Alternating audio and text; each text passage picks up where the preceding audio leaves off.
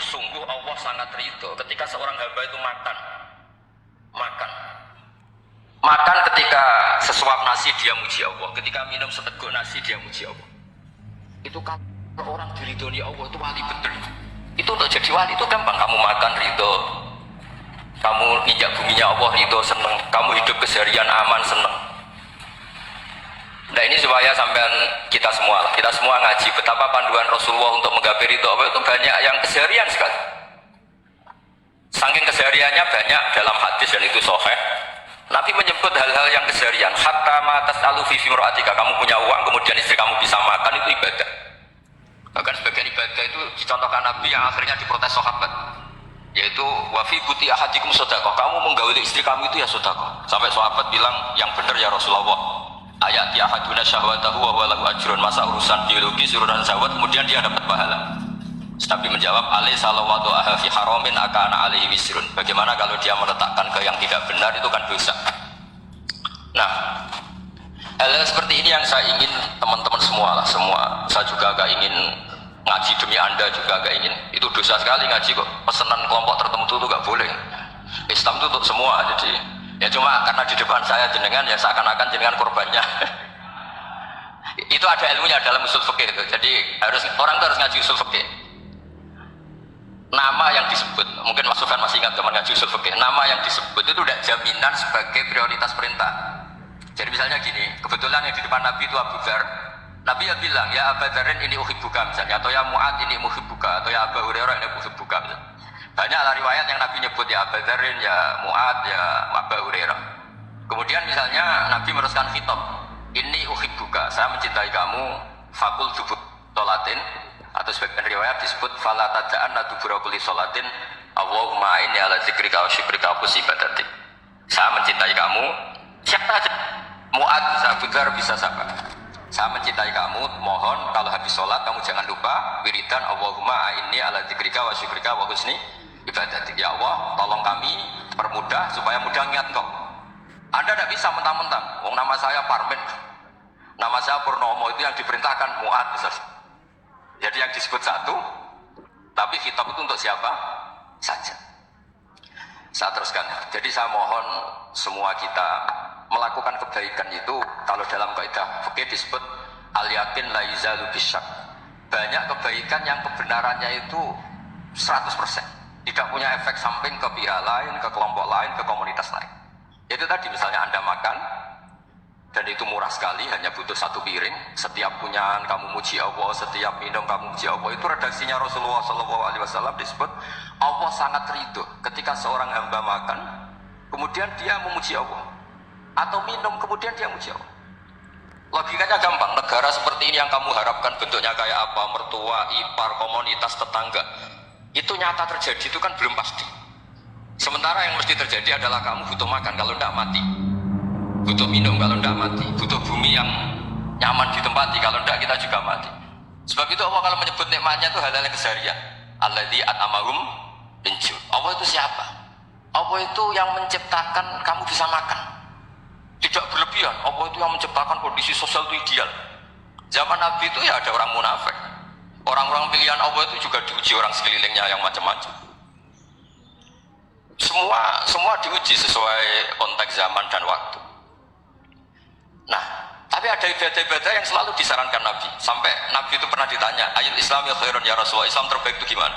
Jawaban Nabi itu unik, kita amuto'am, Islam terbaik itu ya makan-makan, jangan santai-santai. Ketika Allah menyebut beberapa kebaikan, falak tahamal aqobah, wa ma adrokan apa? Mal aqobah. Terusannya apa? Fakku rokobah. Terusannya apa? Awit amun fiyaumin di masubaya. Atau acara makan-makan itu juga Islam. Kenapa? Ya bayangkan kalau tidak ada makanan, kita mati kan? Kondisi sosial tidak ideal itu Anda masih gak apa-apa, tapi kalau Anda tidak makan, Anda tidak minum, kamu punya istri cerewet masih bisa hidup, punya mertua cerewet masih bisa hidup, tapi kalau tidak makan bisa mati. Berarti penting mana istri sama makan? Penting mana? Makan. Semoga istri Anda dengar, nanti kamu disuruh makan tapi pulang deh. Itu kalau dibahasakan makan masih memahami. Penting mana nasi satu piring dengan istri. Gak ada nasi mati, gak ada istri belum mati. Penting mana? Gak berani jawab kan? Nah, Ternyata Anda ada garang kan di depan istri. Jadi saya mohonlah, mungkin Mas Sufyan Sauri tadi yang bisa bantulah teman-teman tuh ngaji yang keseharian saja. Karena kita nyari ridho Allah itu berdasar firman Allah, dan firman Allah itu menyebut keseharian tuh yang gampang. Itu tadi misalnya wa min ayatihi manamukum billaili wan nahar, termasuk ayat-ayat Allah itu kamu tidur. Maka dulu itu ada guyonan, ada tokoh Mu'tazilah, kelompok dalam Islam yang berpikir manusia itu bisa menentukan ikhtiarnya sendiri. Karena saya bisa duduk, ingin berdiri. Karena kelompok ini gak terima kalau semua kehendak Allah, nanti bagaimana kalau semua kehendak Allah kok ada hisab ya, ada sanksi. Lucunya itu dia akhirnya, ini cerita ya, mencintai seorang perempuan cantik sekali. Dan itu dia menjadi ahli sunnah itu oleh hal-hal yang sepele. Karena istrinya cantik, ya namanya suami istri itu hubungan intim. Terus ditanya, Mas masih ingin lagi? Masih, silahkan diulang lagi. Wah ya tidak bisa. Katanya manusia bisa menentukan yang diinginkan. Itu tobat itu. Itu nggak bisa ditobatkan Mas Sufyan Sauri. Orang cantik yang mudah nobatkan orang itu orang cantik. Segampang itu. Akhirnya kita tahu, makanya kalau dalam kitab Hikam itu disebut al-aqil mayakul madza yaf'alu wa bi wal ghafil mayakul madza af'al.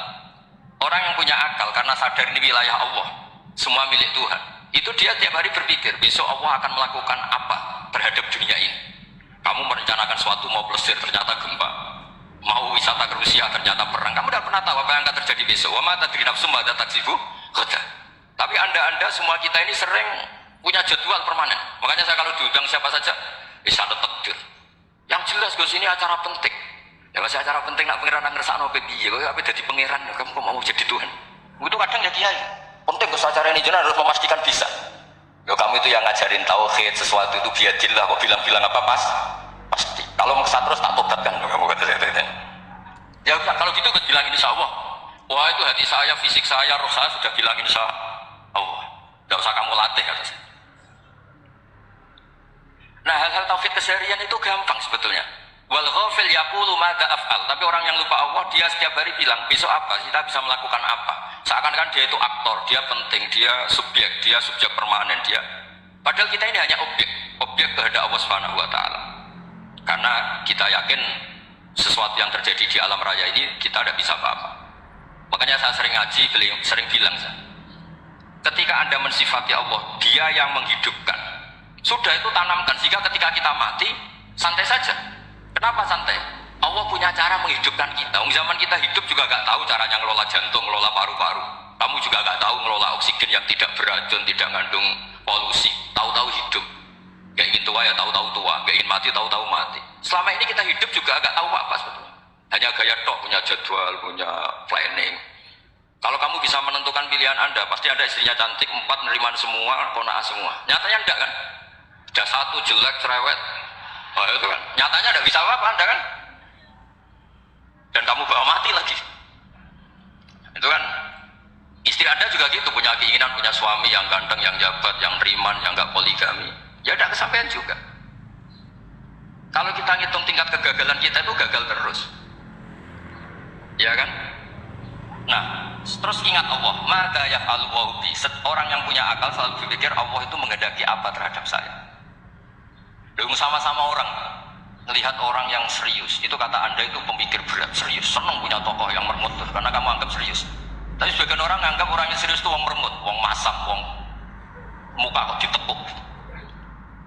Jadi sama itu hati yang muqallibal qulub tsabbit qalbi ala dinik, karena kita enggak tahu cara berpikir kita tentang orang lain, tentang sekeliling kita.